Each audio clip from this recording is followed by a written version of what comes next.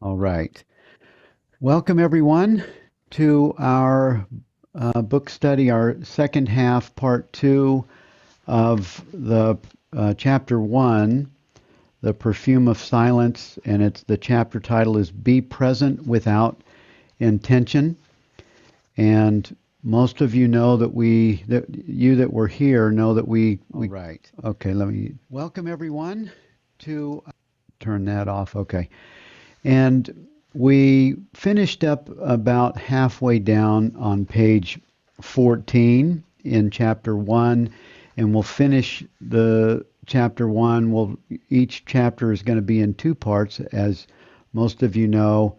And we did this so that we could really go through the content of the essays, and these were in class discussions that Rupert Spira put together over a period of time, and it made it into a book in just respect for Francis Lucille and for his teacher, and just out of a kind of a thing he wanted to do for him. And so that's what we're doing. We're looking at this book, and Jenny is our co-host. Welcome, Jenny Beal. She hails from the UK, and she's become just a wonderful friend and participant in just the love of truth, and she understands it with such clarity. And thank you, Jenny, for being part of this book study and all the things that you have been part of. Well, thank you, Bill, and I love to be with you and to be with everyone. It's a very beautiful group. Yeah, thank you. And if you, I didn't see any new people in the Facebook group, but I post the replay in the Facebook group. If you're not in Facebook, you can go to billfree.com and look under the schedule. Henrik asked us to put a schedule in there, so there's a schedule right under Jenny's and my picture, where you can see what chapter we're going to cover each week.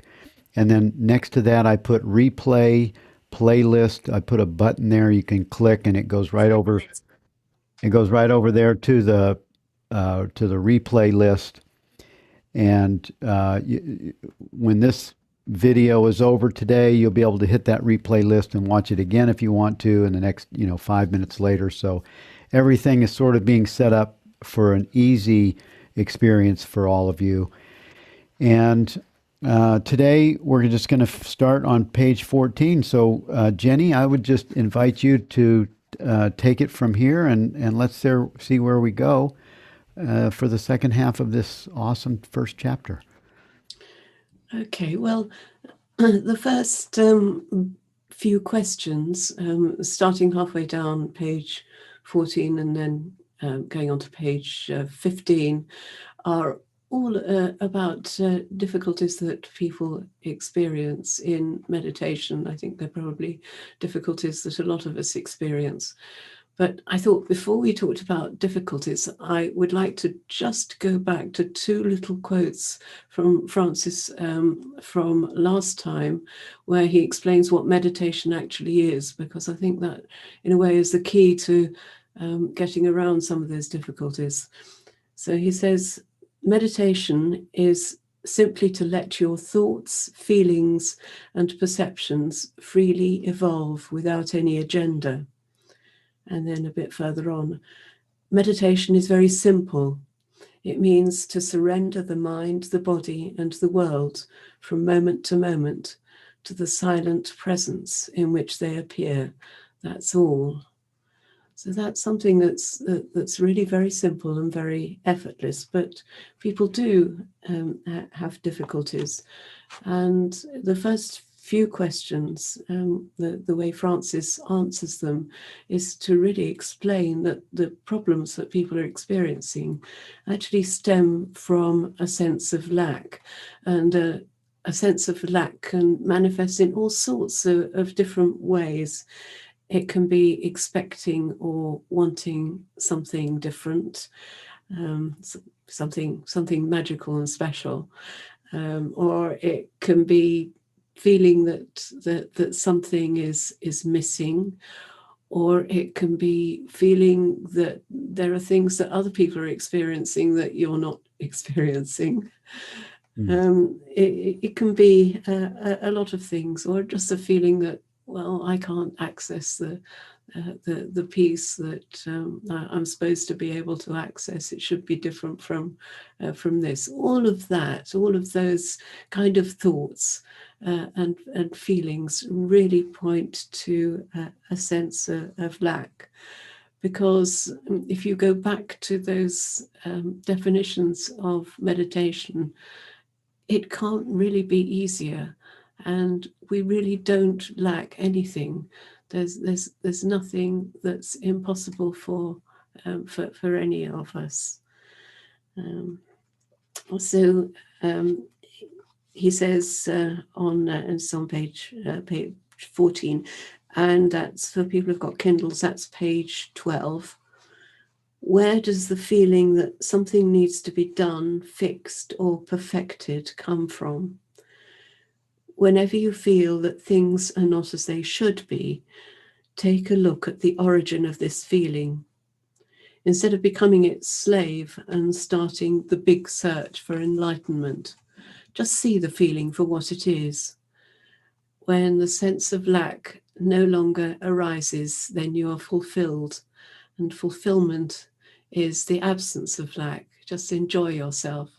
Be like the baby. Yeah, he really makes it very simple. For this question, when I meditate, I do not experience the feeling that this is pure consciousness. And even the question is describing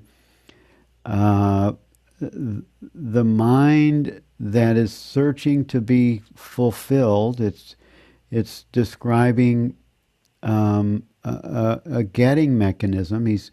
It looks like in this term of meditation, many people do this. They're looking for a state to go to, which means that what you just said, they're not happy where they are.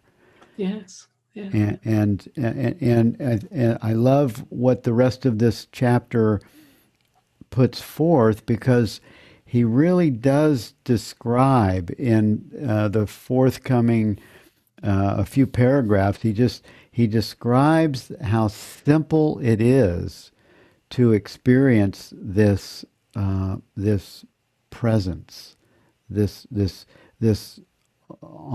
full-time experience of meditation. Yes, yeah.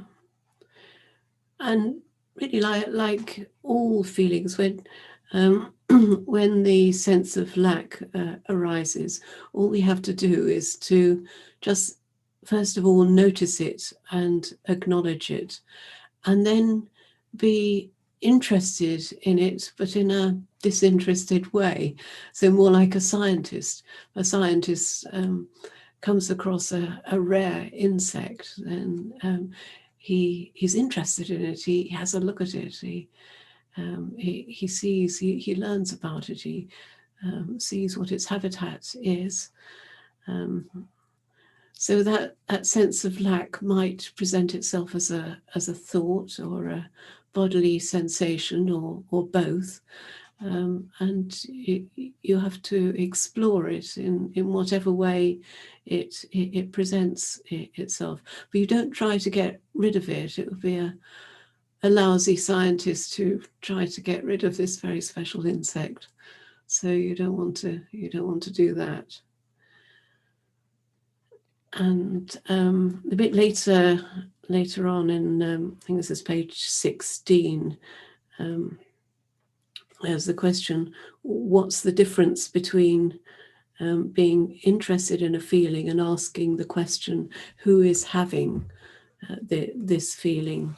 And I think what he says here is very interesting. He explains that we're not interested at all in who is having the feeling, but in the source or the reality of the apparent one, the apparent ego, who's having that feeling. So we go upstream from the feeling to an apparent separate self, and then from that apparent separate self to its source. And one of the ways that that I find most useful to do this is, instead of saying who is, instead of asking a who question, who is experiencing this feeling, ask, what is it that is experiencing this feeling?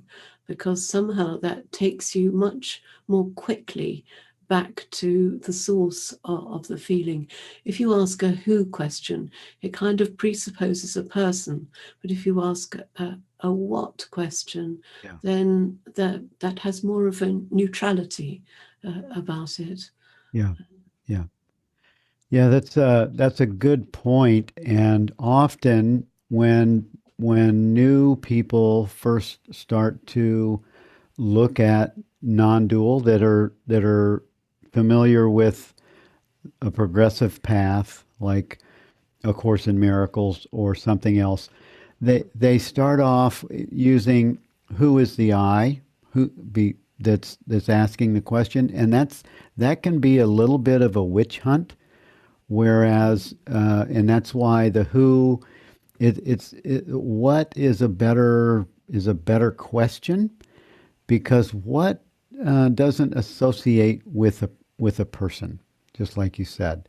Yes. And that's a subtle little shift in language can have a big impact on the way that you see. And that's really the only difference between someone that's enlightened or awake or more present is the person that sees it differently, is able to take that subtle shift from perception to knowing as being, and that's it. It's just that it's so simple and so easy that we miss it.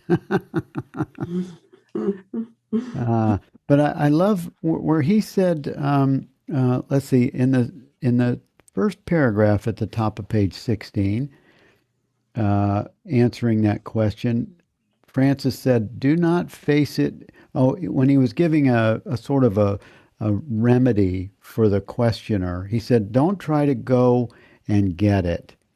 Well, let me read the question. "Up to now, the resistance seems to be more powerful than my ability to deal with it." So that's almost like an overwhelm. It's an overwhelm experience that we all have. It can happen from fear, it can happen from pain, it can happen from a really a very close relationship disruption, where it's just overwhelming emotions. And he says, your fear is not going to kill you. Just allow it to be present. Just allow the fear to be present. It's not a problem. Treat it like a television show. You must be interested in discovering this sense of separation in yourself. It is this same sense of separation that has made you miserable. So it is important to discover. It's important to discover it. Don't try to go and get it. If it doesn't appear, just live happily. If it appears and starts making your life miserable, then face it. Be interested in it. Do not face it in order to destroy it, but rather say, show me what you are made of if you want me to obey you. Yes. Yeah. I thought that was pretty good. And we all have those situations where for me, pausing and just resting as awareness is the most amazing remedy for any kind of energy, any kind of upset, and it can be quite traumatic in the moment. But pausing and just being quiet and doing nothing seems to be a really good remedy for these situations that just seem to be overwhelming. Yes, yes. Yeah.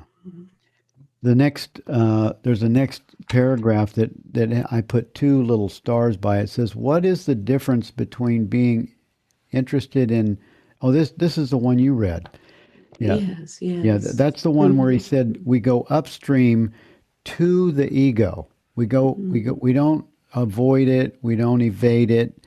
He said it is not about the ego itself. It's going upstream from feeling to the ego and from the ego to its source.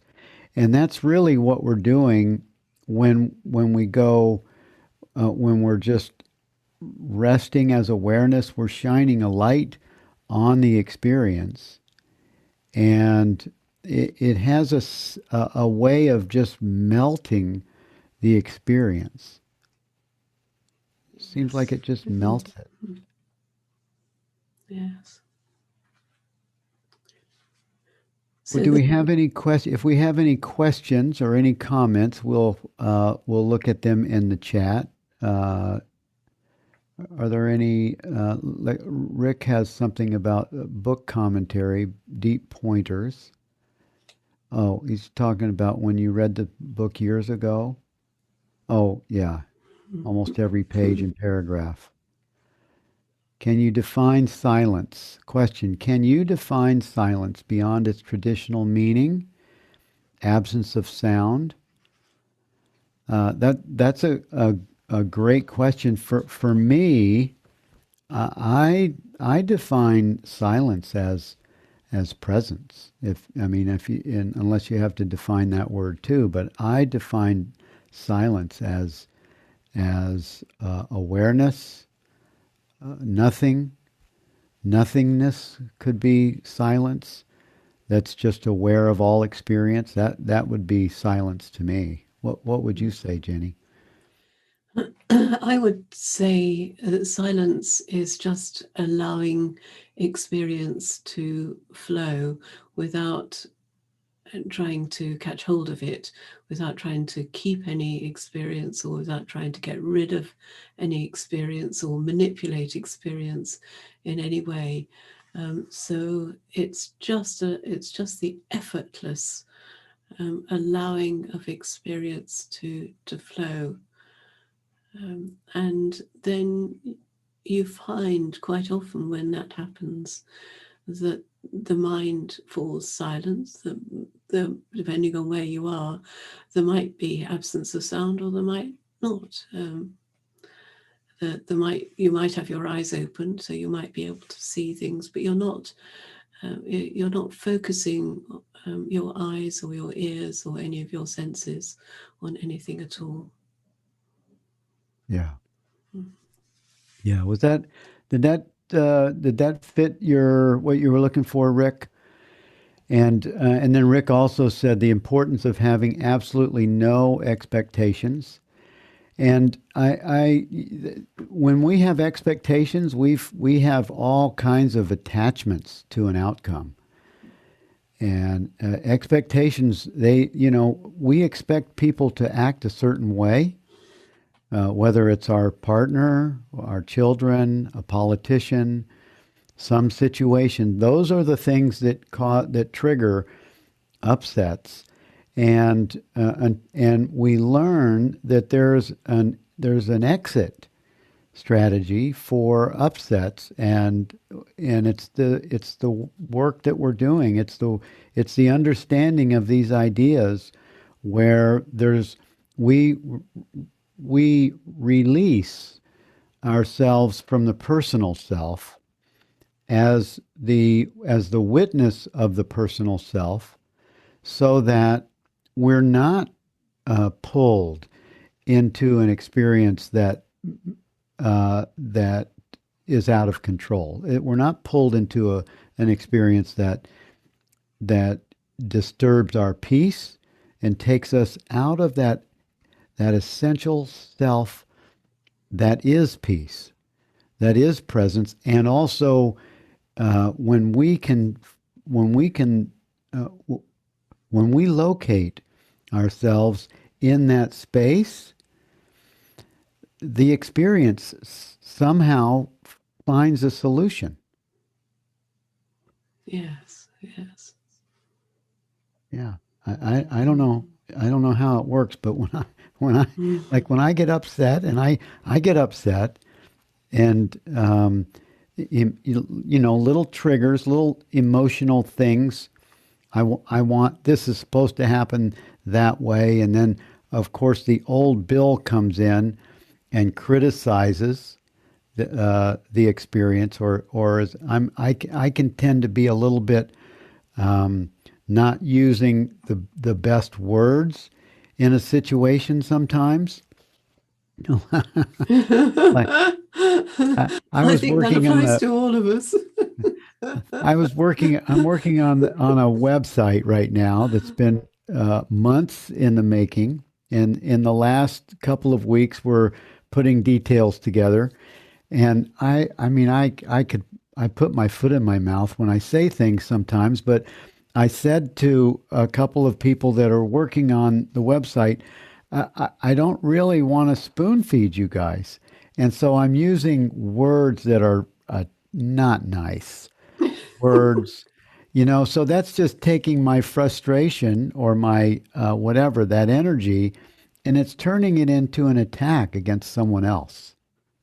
Really, using that language. I mentioned it to my wife, and she goes, Bill, that's not a really great phrase. To, that doesn't really help. That doesn't really support people.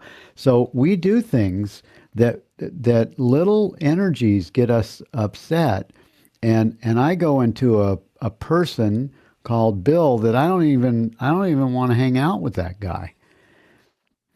Right? So we all do that. Well, the great thing is that that guy doesn't really exist, so we're Right. all right. Susan asked a question. Can you say more about the source of the ego? Because Francis talks about going back to the source, and really that's very simple because consciousness is the source of everything. It's the source of ego. Um, just as much as it's a source of anything else. But ego really, it has, it's just a concept. It doesn't have any real existence. It doesn't have any actuality at all. It's just a concept which comes from a function of mind which collects all sorts of little experiences, puts them together, and creates out of it the concept of a separate self. And that's all ego is. Sometimes the ego gets a very bad press. We think of it as something very bad, and something wicked even, but it's not like that. It's a natural production of consciousness. It's just what happens. It's how children grow up. They grow up and develop a sense of being a separate entity, and then if they're lucky, they grow on from there to recognize that separate self that they thought they were really doesn't exist at all. Yeah.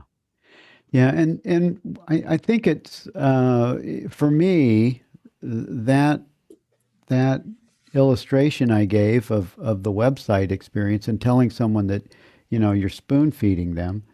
That's a kind of when you use smart ass kind of terms with people, that's sort of regressing to the defaulting to the ego, to the identity that you thought you were, instead of being present in love, present in kindness and gentleness, and the things that actually will have better results, like inspire people. Because being critical to someone and with harsh language, it doesn't really inspire people. It gets them mad at you.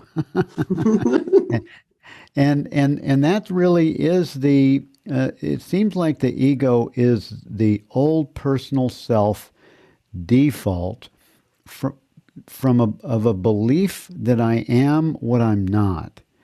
And that's why these satsang experiences and these book studies are so valuable, because they really give us language that points to that other, that the true self. And these questions are so good at unpacking that. Yes, yes. Yeah. So there's a question on page 18. And if anyone has any questions, please put them in the chat board and we'll look at them right after this question on page 18. It says, there was a questioner that says, how do we recognize consciousness? It feels as if consciousness recognizes itself. And this is a great, great, great question, because it really takes you to self-inquiry. When you say, how do we recognize consciousness? And then Francis gives I think this is where he talks about the sun and the moon. Yeah, consciousness doesn't need any agent. This is in the third paragraph, or the second paragraph in his reply. Consciousness doesn't need any agent to know itself. It knows itself by itself. It shines by itself, just like the sun. It does not need an external consciousness to see it. The moon, and I thought this was a really great example. The moon needs the light of the sun to be seen. In this analogy, the moon is like the ego. The ego looks like consciousness, just as the moon has a round shape like the sun and seems to shine like the sun. However, the moon is not autonomous. It does not shine with its own light. It is an object that shines with the reflected light of the sun. In other words, the I thought or I feeling is not the sun. It is only the moon. It requires consciousness to be seen to shine. And I think this is just a beautiful expression of Rupert wrote a book 3 or 4 years ago called "Being Aware of Being Aware," and that to me is the pointer to just being aware in this moment right here. It's being aware of being aware. Everyone can pause right here, right now, and be aware of being aware.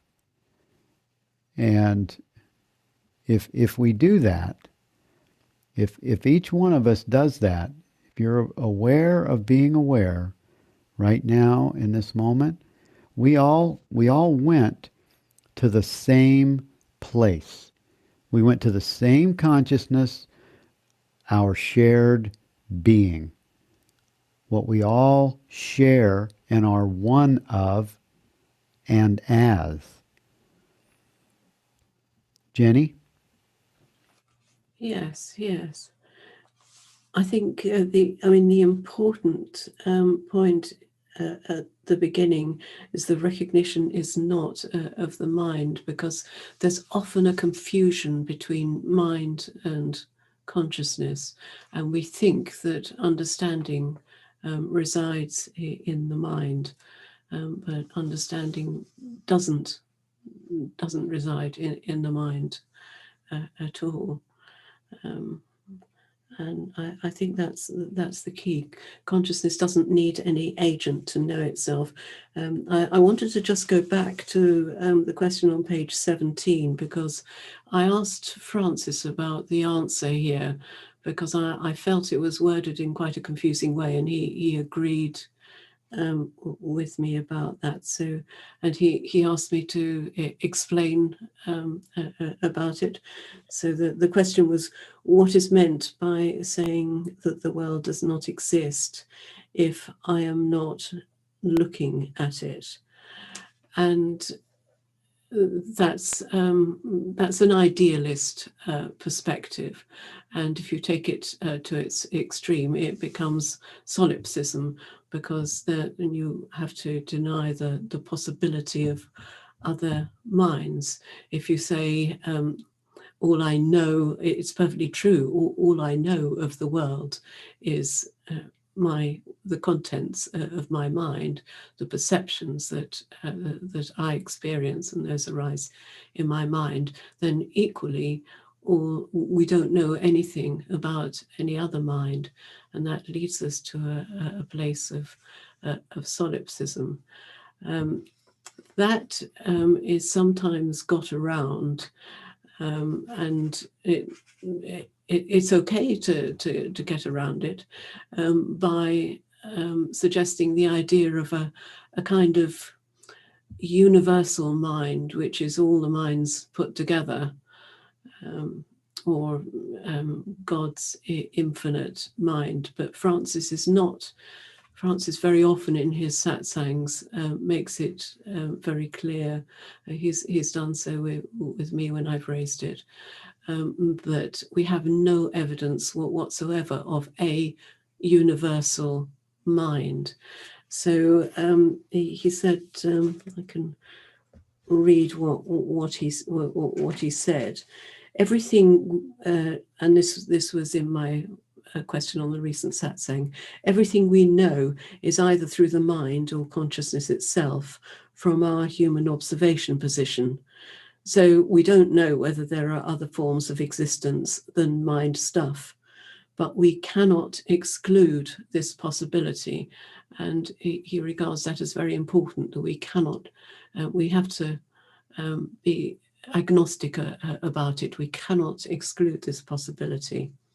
So it's possible, in the terms of this question, that London could exist independently from any mind, but nothing exists independently from consciousness.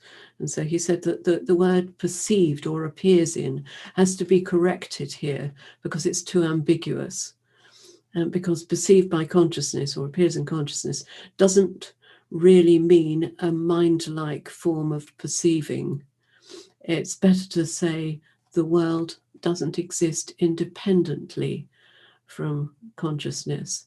And in fact, we'll come back to that a bit at the end of the chapter about the independence from consciousness. So that's quite an important point, that it's the issue is not whether some other mind is perceiving London. That's not relevant. If there's no minds at all perceiving London, then it could still exist in some form, not in a material form, but in some form. Right, right. That reminds me of that. I'm sure that most everyone here has heard that that question that says, if a tree falls in the woods and there's no one there to hear the sound, did it make a sound? Right? Yes, that comes from Bishop Berkeley, who I think, 17th century, 18th century, something like that, a long time ago. And he wasn't the first idealist, because Plato was the first, or probably the first idealist, maybe a few before Plato even. But he was the idealist who postulated the idea of, because he was a bishop, of God's infinite mind, and said, well, God would hear it. Therefore it would be heard. So that's the idealist perspective. The realist perspective says there could be something which is completely outside any kind of a mind. And Francis regards that possibility as being important, because if we don't admit that possibility, then what we tend to do is to superimpose onto consciousness a mind-like quality. And so sometimes he said to people that, well, no, you're taking this idealist perspective. So instead, think of consciousness as granite-like. And granite is this huge hard material. In the UK, we make kitchen worktops out of it. It's very, very solid. So think of consciousness as being like that. And that's an antidote for idealism that he sometimes gives. Yeah. Well, that's true, and it does cause us to, when we look at it from when we look at it from an idealist perspective, we're able to put it we're able to shift it to its proper understanding. We're able to, if you think that you came first, the body came first, and consciousness comes from you, that you're starting off where science starts off, and your everything is understood from from the body mind experience. Yes, but of course, and that's why most non-duality teachers do teach idealism, but Francis goes deeper than that, and he says, no, we need to be agnostic, because real physicists don't see it like that, because they don't see any solidity in the world. They don't see the concept of matter doesn't really exist as material objects, little balls of granite, as Francis puts it. That sort of went out of the window turn of the 20th century. But the way physicists now see it is really a kind of fluctuation of potential. Things come into and out of apparent existence all the time, every sort of microsecond, less than that. They're coming in and out of existence. It's just that we don't see the world like that. We see the world as being something solid. So yes, we use idealism, the early stages of this teaching, to overcome the problem of feeling that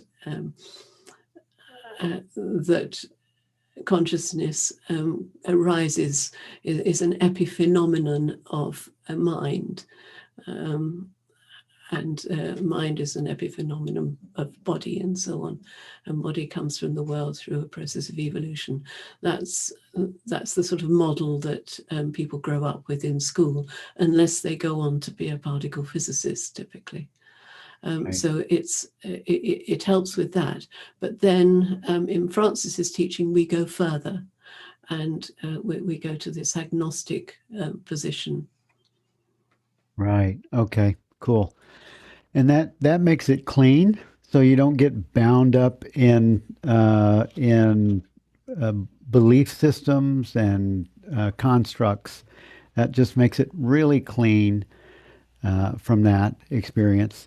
There's a question on the board, and there's a hand up, and I see your hand up, Mike. The question on the board is from Rona, and she said, "Might you describe awareness as being behind the mind? Question mark, stepping back." I think in a way, you can sort of access it like that, but I wouldn't try to describe it like that. the mind, if you think of the mind as being something that is discontinuous, it comes and goes, it fluctuates all the time. It's never the same. But awareness is a constant background which envelops everything. There's nothing outside of awareness. There's not even a concept of outside. So there couldn't really be a concept of behind. That awareness or consciousness is the reality of everything. It is perhaps the way to look at it. Yeah, awareness came so alive for me about 10 years ago, a little more than 10 years ago. And it just became such a helpful idea when I was able to access awareness for the first time. I realized that there actually is a quality to it that's always been present. It's the that I could actually identify with. Oh my God, this is the thing that never seems to age. It's when I look in the mirror that the body ages. It's not how awareness feels. And there was I do a morning uh, uh, workbook lesson, a Course in Miracles workbook lesson uh, presentation every morning at 7:30 Eastern on Facebook. I do a Facebook Live, and there's 50 or 60 people that come in there in the morning, and I read the workbook lessons, and I do a non-dual sort of a framing of it. And this morning, I was looking at lesson 33, and I think it's I invented the world that I see. And when I got off the call, I saw that someone typed in the chat that I didn't see during the morning that said, where is awareness when I'm sleeping? And I didn't get to answer that question, but that's another great question that people have. Where's awareness when I'm sleeping? And the first thing that I can think of is it's the thing that tells the body to breathe. It's the thing that tells you to get up in the night and go to the bathroom if you need to. It's the thing that's operating all the organs. It's definitely always on. And long before you were born, long before any humans existed, there was never a time at which it began, and could never be a time at which it would end. Yeah. Yeah. Mike, you had your hand up. King, I saw it went back down. Did you lose your question or there you No. are? Yep. Hi. Good. Can Hi, I Mike. speak? Hi. Hello. Hello. Hi, Jenny. I'm just wondering if the definition or the extra explanation, Jenny, that you talked to Francis about is kind of like the last thorn to remove the thorn in regards to the I thought or the I feeling is not consciousness as itself, but it's kind of like the reflection of consciousness in the body mind. And so that's one more, having an agnostic view helps us to see that those are thoughts and a feeling in that is reflective of consciousness, which is something deeper that the mind and the body can't really know. Yes, the I thought is an appearance in mind, just like any other thought, but it can be a portal um, to abiding as consciousness if we allow that I thought to dissolve and just sink back into that which is aware of my experience, and we allow it to sink back. But the I thought itself is just a thought and is part of mind, and it's part of mind that comes and goes. And you're absolutely right about the last thorns. We do, the thorns are left within us from whatever direction we come to non-duality. There will be thorns that are left within the way we conceptualize things. And Francis is very good at spotting those and digging them out. It for me personally, it's funny to hear that. Not funny, but kind of a full circle, because prior to coming to non-duality, I would tell people that I'm a hopeful agnostic.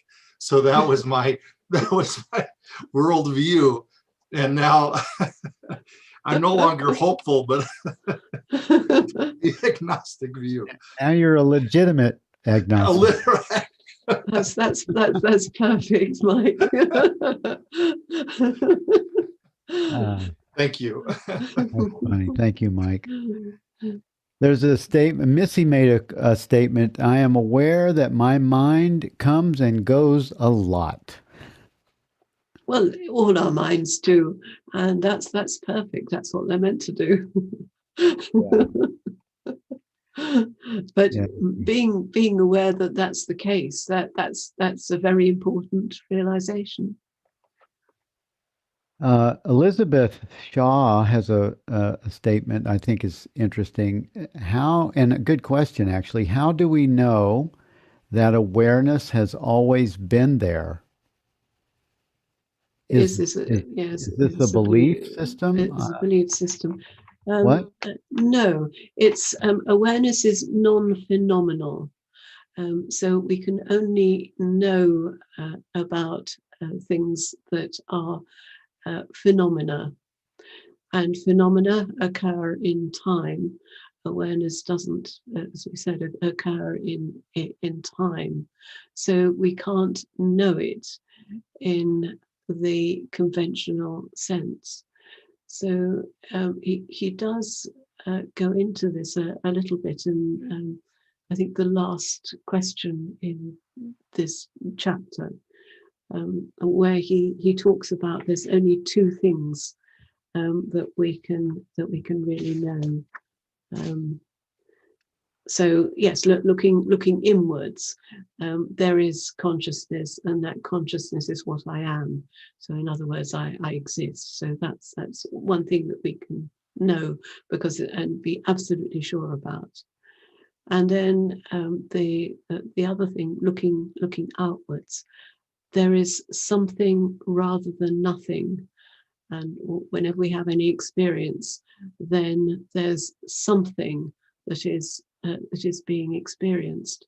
So it's really a process of reasoning based on those two,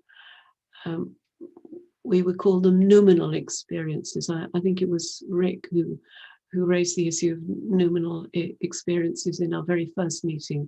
We talked about the forward, he was asking about noumenal and phenomenal experiences. So they're non-phenomenal, they're not objective experiences, but nonetheless, we know them, and they are completely blindingly obvious to everyone.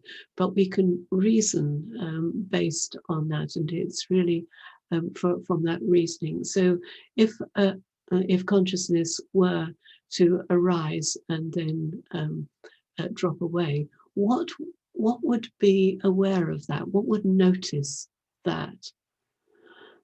It would have to be consciousness. So consciousness itself would have to be before its own arising and its own falling away. So it doesn't really make any sense.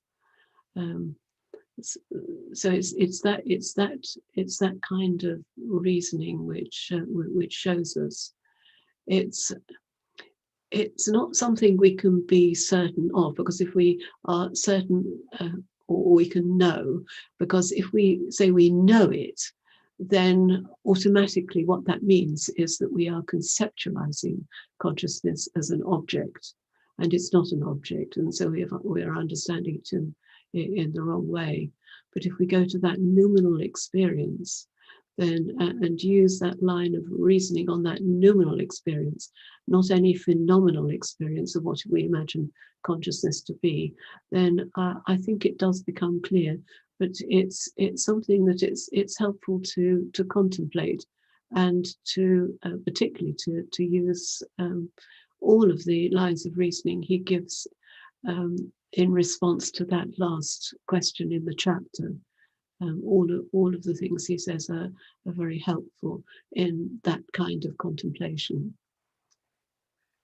Yes, thank you for that that great answer. And I was thinking about this question, the question of and then part of your answer, Jenny, because the question says, how do we know that awareness has always been there?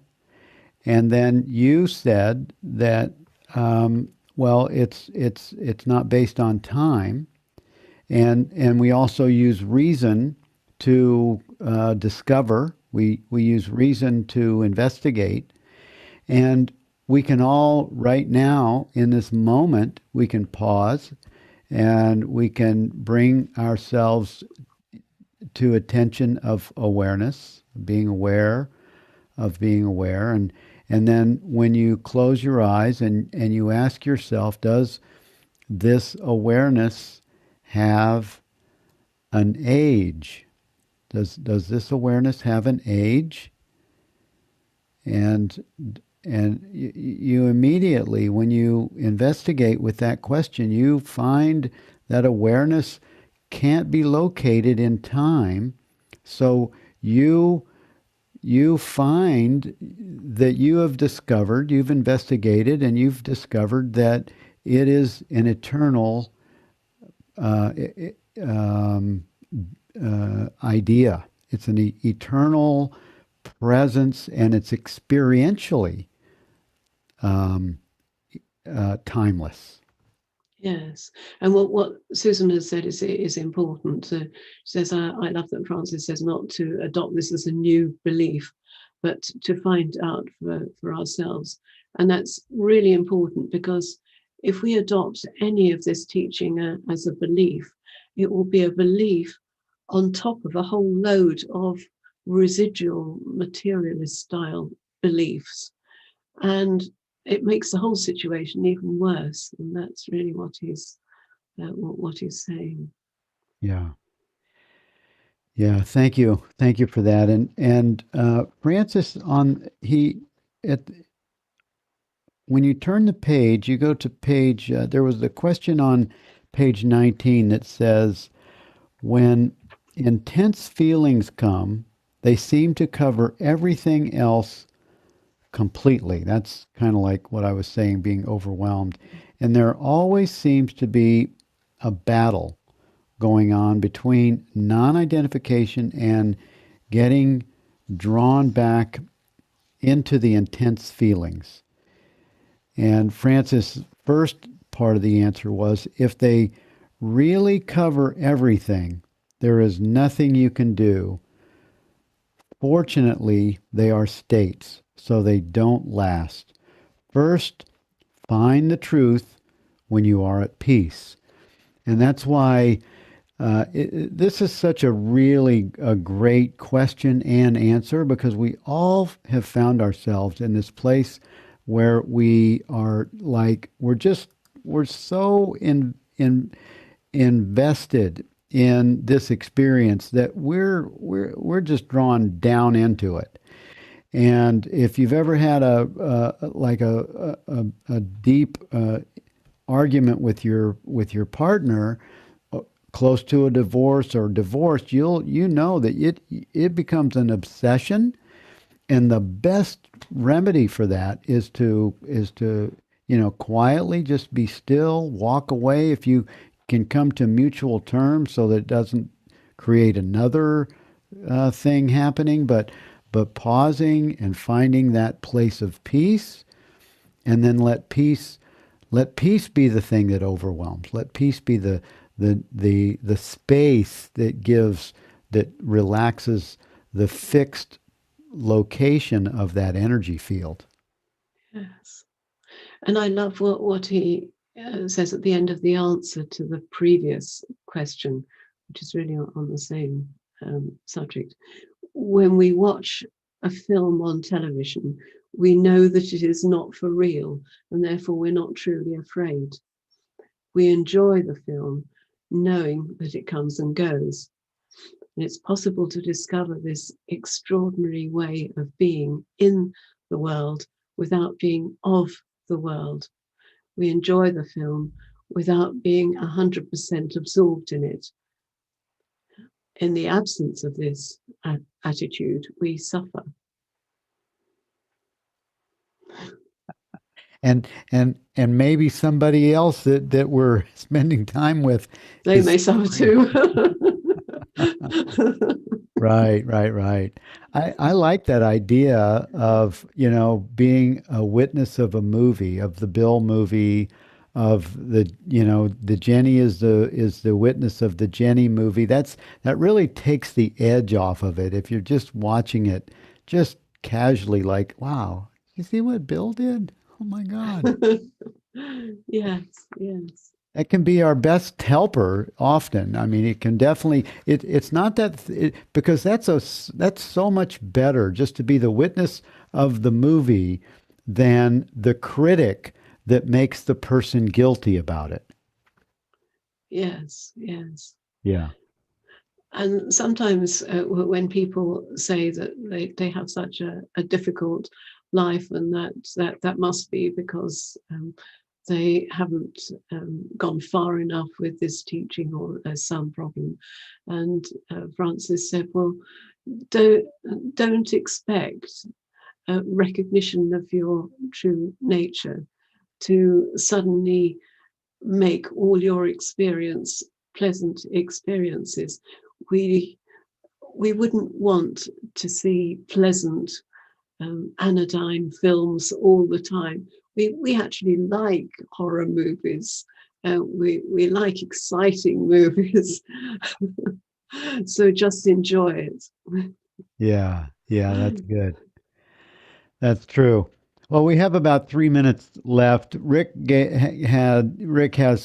I'm sorry, you have so much to comment on. And it's a lot to read often. But you have such good nuggets of comments. I just want to bring attention to one he just said. Just to reiterate, this isn't a book that can be captured after a few reads. It's a book you can open at any time, any page, any question, to contemplate its essence. Yes. That's so true. And one of the things I love about this book study, even as much as joining with all of you, I love the time of preparation for the book study, because it definitely, I give myself 3 or 4 days to read 4 or 5 pages, and it is a time where we can contemplate the questioner. And I was mentioning to Jenny before we started today that when I don't know about all of you, but who hears Francis's accent when they're reading his book? Do you hear his French accent when you're reading his book? I feel like I'm hearing him in his accent in the pages of this book. It's just a brilliant book, and the questions are very potent. Yes. So, do we have any other questions on the board? We might have time. Well, I guess we're at 1 minute. We all need a lot of reminders. Even Jesus referenced to be in the world, but not of the world. Yes, same pointer, exactly. Aaron McDonald said, I love the last paragraph of this chapter. It reminds me of A Course in Miracles, removing the blocks to the awareness of love's presence, aka forgive. Forgive the beliefs, thoughts, perceptions of the separate self I made. Yes, yes. And I would go one step further, Aaron. We are the awareness. We are the awareness of love's presence. We're aware of love itself. We are the love that is aware of itself. And when we just look at what the seeming blocks are, the energy, the thoughts, the feelings, emotions, the projections, the guilt, the blame, the shame, any of those objects of experience, when we look on that from awareness, then the obstacles to the awareness they just dissolve into the nothingness that they are, because the presence of I am awareness is imperturbable, always the true self that we rest in. We reside right there.